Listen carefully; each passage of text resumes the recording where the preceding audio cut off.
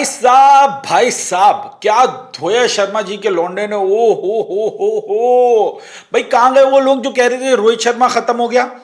किधर गए वो लोग? दिख नहीं रहे आजकल। क्या रोहित शर्मा खत्म, रोहित शर्मा से कप्तानी ले लो। मैं पहले भी बोल चुका हूं कि रोहित शर्मा और विराट कोहली अगले वर्ल्ड कप में ना खेलें, ऐसा हो ही नहीं सकता। अबे टॉप फॉर्म में वो लौंडा, टॉप फॉर्म है। 2 मैचों में क्या फेल हो गया? मतलब एक टेस्ट सीरीज और ये 2 शुरू के मैचों में फेल क्या हो गया? तुम लोगों ने उसको ऐसा घटिया प्लेयर बना दिया। मतलब तुम उसके निकालने की बातें कर रहे थे। कप्तानी भी कल उसने दिखा दी। प्रेशर सिचुएशन में कप्तानी कैसे करते हैं वो रोहित शर्मा से सीख लो। रोहित शर्मा ने कल जो चतुराई दिखाई है कप्तानी में, जब मैच आखिर में बिल्कुल फंस गया और उसने चतुराई दिखाई है, भाई मजा आ गया। सबसे पहले बात कर लेते हैं जी, इंडिया की पहली बैटिंग थी और अफगानिस्तान ने 3 चेंजेस करे, इंडिया ने भी 3 चेंजेस करे। अफगानिस्तान की तरफ से मुझे यह समझ में नहीं आया, इन 3 चेंजेस में भी कैस अहमद दिख गए हमें, लुल्लड़ तुल्लड़ सारे दिख गए हमें, एक नूर अहमद नहीं दिख रहा। अब उसका क्या मसला है मुझे नहीं पता। अगर वो इंजर्ड विजर्ड है तो मुझे, मेरी नॉलेज में नहीं है, लेकिन अगर वो फिट है तो वो क्यों नहीं खेल रहा? पूरी सीरीज में नूर अहमद को क्यों नहीं खिलाया गया? ये कोई सवाल पूछ रहे जाके रिपोर्टर ने सवाल पूछे मैनेजमेंट से, कप्तान से सवाल पूछे कि यार नूर अहमद का है। गुजरात टाइटंस में उन्होंने टॉप परफॉर्मेंस दिखाई, वर्ल्ड कप में उन्होंने बहुत जबरदस्त परफॉर्मेंस दिखाई और वो एकदम पिक्चर से बाहर है। तो क्या मसला है भाई? पता लगाओ, नूर अहमद के साथ ज्यादती हो रही है। और इंडिया की स्क्वाड की बात करें तो फाइनली तरसे हुए फैंस के लिए संजू द ग्रेट सैमसन को खिलाया गया। अबे हम तरस गए थे, हम इतना बोल लेते कि यार इसको खिलाओ खिलाओ खिलाओ खिलाओ खिलाओ, लेकिन उसने मैच में क्या किया वो उसमें बाद में आएंगे। फिर कुलदीप यादव भी हमें फाइनली दिखे और आवेश खान हमें दोबारा स्क्वाड का हिस्सा दिखे।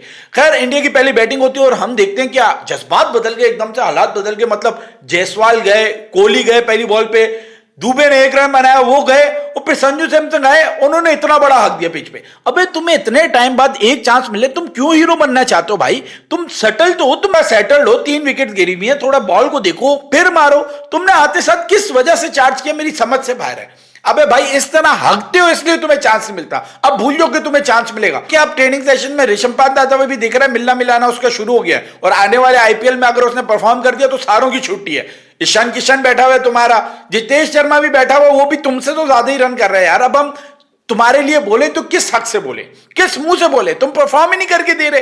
बहरहाल 4 विकेट गिर गई थी और रोहित शर्मा कोई शुरू में खास अच्छे टच में लग नहीं रहे थे। लोगों को लगा कि भाई आज तो अफगानिस्तान ले गया, लेकिन फिर क्रीज पे एंट्री हुई छोटे युवराज सिंह की। छोटा युवराज सिंह, मैं पहले भी अपनी वीडियो में बोल चुका हूं कि रिंकू सिंह मुझे युवराज सिंह की याद दिलाता और ये वही रोल अदा करेगा। हालांकि वो बॉलिंग नहीं करता, लेकिन बैटिंग में ये वही रोल अदा करेगा इंडिया के लिए जो युवराज सिंह कर चुका है। ये मैं नहीं बोल रहा भाई, कल मोहम्मद आमिर ने भी इस बारे में ट्वीट कर दी कि रिंकू सिंह जो है वो युवराज सिंह बन सकता है। तो मुझे बड़ा जबरदस्त प्लेयर लगता है यार, छोटा पैकेट बड़ा धमाका। खैर रिंकू सिंह के आते ही गेम बदल गया। मतलब रोहित शर्मा ने भी मारना शुरू कर दिया, रिंकू सिंह भी मार रहा है। रोहित शर्मा ने फाइनली स्कोर किया तो फिर इतना लंबा स्कोर किया कि सारों के मुंह के साथ साथ और कहीं के भी सुराग बंद हो गए। अबे क्या बैटिंग करी है यार, कितने। वो बंदा अगर क्रीज पे सेट हो जाए तो उससे खतरनाक प्लेयर इस वक्त वाइड बॉल में पूरी दुनिया में कहीं नहीं है। ऐसे कैसे कह सकते हो कि रोहित शर्मा T20 नहीं खेल सकता? अबे कल की उसकी हाईलाइट सेव करके रख लो और आइंदा ये भूलना नहीं कि वो T20 नहीं खेल सकता। और रिंकू सिंह ने भी तबाहकुन बैटिंग करी, मजा तो आया आखिरी ओवर में। आखिरी ओवर में 36 रन जड़ दिए यार। मतलब जहां बॉल मिल लिया वहां छक्का, जहां बॉल मिल लिया वहां छक्का चौका, बहुत जबरदस्त बैटिंग करी, मजा आ गया। बड़ा टोटल था। उसके बाद हमें लगा कि यार अफगानिस्तान तो नहीं बना सकता, लेकिन अफगानिस्तान ने भी भाई बैटिंग तो ताबड़तोड़ करी। एक टाइम था जब इनके 100 रन हो गए थे तकरीबन और एक भी आउट नहीं था। गुरबाज खड़े हुए थे, उनके साथ इब्राहिम खड़े हुए थे। क्या मतलब यार, जबरदस्त बैटिंग कर रहे थे। कुलदीप को अबे स्विप पे छक्के मार रहे हैं, पैडल कर रहे हैं, छक्के मार रहे हैं। मैंने कहा यार क्या हो गया, क्या खाकर आए अफगानी? और ऐसा लग रहा था कि अफगानी सोच कर आए कि एक मैच तो जीतना ही है सीरीज में। लेकिन फिर ओपनिंग पे आउट हुआ तो हमें लगा यार अब जो है ना अगले प्लेयर नहीं कर पाएंगे। भाई गुलबदीन वो अलग शोर कर रहा है कि भाई मुझे देखो, मुझे क्यों नहीं ले रहे, मेरा नाम क्यों नहीं गूंज रहा, मैं भी तो परफॉर्म करना आया हूं। और उसने अपना गेम बहुत डिफरेंट कर लिया। गुलबदीन ने थोड़े से टाइम में बहुत अच्छा और बहुत जबरदस्त हिटर बन गया और काफी कल उसने समझदारी से और काफी जबरदस्त हिटें मारी। और आखिर में मैच आ गया सुपर ओवर पे। सुपर ओवर पे मैच आना नहीं चाहिए था, मुझे समझ में नहीं आया कि आखिर में इन्होंने किया क्या। अब सुपर ओवर पे एक अलग कॉन्स्पिरेसी चल रही है। पहली बात तो मैं आप लोगों को बता दूं, जिन लोगों ने मैच नहीं देखा उनके लिए, कि 2 सुपर ओवर हुए और दूसरे वाले सुपर ओवर में इंडिया जो है वो जीत गया। अब सुपर ओवर को लेके एक अलग कॉन्स्पिरेसी चल रही है।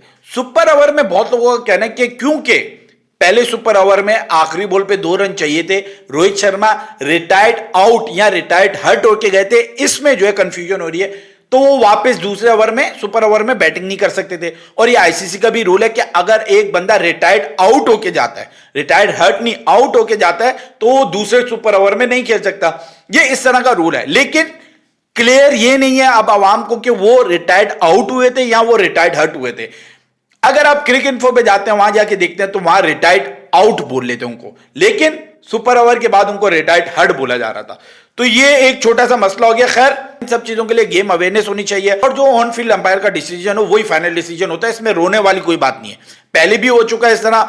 अब मैं ये सोच रहा हूं कि रोहित शर्मा को गेम अवेयरनेस कैसी जबरदस्त थी, और ये पहली मर्तबा नहीं हुआ कि इंडियन प्लेयर को इस तरह की गेम अवेयरनेस हो। हमने पहले भी देखा था कि विराट कोहली नवाज की 9 बॉल पे आउट हुए थे, और काफी लोगों को नहीं पता था कि 9 बॉल पे अगर आप बोल्ड हो गए हो और बॉल आगे पीछे चली जाए तो आप रन भाग सकते हो। तो पाकिस्तानी उस पर भी बड़े हैरान थे। अभी भी पाकिस्तानी ज्यादा हैरान है, अफगानियों से ज्यादा पाकिस्तानी हैरान है कि चीटिंग हो रही है। चीटिंग तो भाई चीटिंग वाली कौन सी बात है, वहां अंपायर बैठे हुए रेफरीज हैं, चीटिंग होनी होती तो वो पकड़ लेते हैं, इसमें कौन सी रोने वाली बात है। खैर, उस एक डिसीजन से मैच पलट गया। सुपर ओवर में नबी ने बहुत अच्छी बैटिंग करी, तो दूसरे सुपर ओवर में भी वही खेलना है, लेकिन रोहित शर्मा ने इस बार प्लान अलग किया। रोहित शर्मा ने कहा नहीं करवानी हमने मुकेश कुमार से बॉलिंग, हम करवाएंगे बिश्नोई से। बिश्नोई को उन्होंने कहा सब थके हुए हैं, सब थके हुए हैं, तूने जोर नहीं मारनी, तूने आगे बॉल नहीं करनी, तूने बैक ऑफ द लाइन पीछे पीछे फंसा के बॉल करनी है, मारने दे उनको, मारने दे, जितना जोर लगाना है लगाने दे। और क्या हुआ, दोनों बैट्समैन सामने लॉन्ग ऑफ पे आउट हो गए।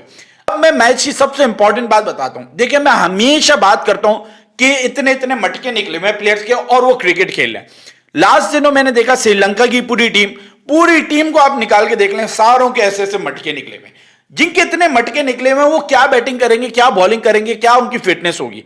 फिटनेस एक बहुत इंपॉर्टेंट रोल अदा करती है। इसके अभी मैं एग्जांपल दूंगा क्यों। फिर हमने पाकिस्तान के भी कुछ प्लेयर्स के देखे, उनके भी मटके निकले हुए हैं, वेस्ट इंडीज वालों के भी मटके निकले हुए हैं। तो ये क्रिकेट तबाह हो रही है। फिटनेस इसलिए इंपॉर्टेंट है। कल आप लोगों ने विराट कोहली का कैच देखा। विराट कोहली कोई छोटा यंग बच्चा नहीं है, 21-22 साल का। 21-22 साल वाले भी उस जैसी फील्डिंग नहीं करते, उस जैसी फिटनेस नहीं है। क्या कैच पकड़ा है यार, क्या कैच पकड़ा है। एक तो उन्होंने बुमराह को याद किया कैच पकड़ते हुए, दूसरा उन्होंने जो कैच पकड़ा है आउटस्टैंडिंग कैच। विराट कोहली भले 0 पे आउट हो जाए, लेकिन आप उनको मैच से बाहर नहीं कर सकते। ये विराट कोहली चीख चीख के बताते हैं। इसीलिए फिटनेस बहुत इंपॉर्टेंट है। अगर आपका दिन नहीं है, अगर आप बैटिंग में नहीं चल रहे, तो आप फील्डिंग में इतना जबरदस्त कर दो कि आपको कोई टीम से निकाल ना सके कि यार ये फील्डर जो है ना ये तबाहकुन है। जैसे जडेजा है, जडेजा अगर बॉलिंग में थोड़ा हल्का है भी, तो फील्डिंग इतनी जबरदस्त है कि जडेजा को स्क्वाड में फाइनली डालना पड़ता ही है। बहरहाल अब इंडिया के पास ऑप्शन बहुत ज्यादा हो गए हैं, और जब आपके पास ऑप्शन ज्यादा हो जाए ना, तो डिसीजन मेकिंग जो है वो बड़ी मुश्किल हो जाती है। अब इंडिया के पास ऋषभ पंत भी आ रहे हैं, इंडिया के पास दुबे भी आ गए हैं, हार्दिक पांड्या भी फिट होकर आ जाएंगे, सूर्य कुमार यादव भी आ जाएंगे, केएल राहुल भी हैं।